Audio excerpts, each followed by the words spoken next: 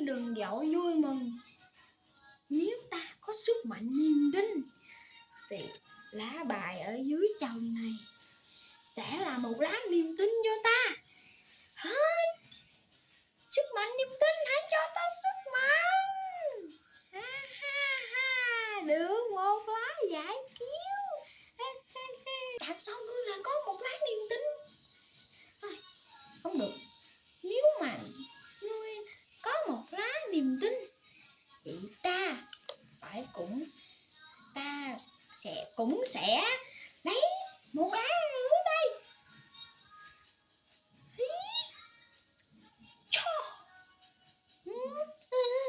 Lại trúng bom lá giải cứu.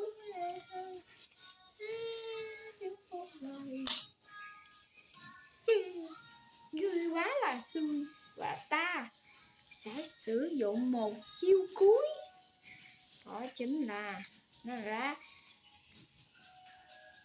Huridanchan. Không cần rút bài mà bỏ luôn qua lượt.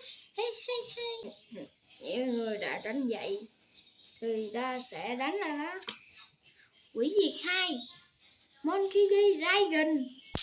Hủy 3 cáo nữa. Hắn lại hủy lá giải cứu nữa rồi.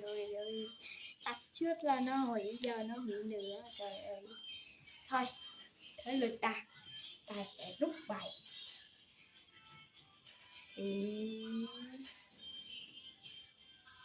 Cái này được của đấy. Trên tay hắn đang có rút một lá. Hình như hắn nói được của đó.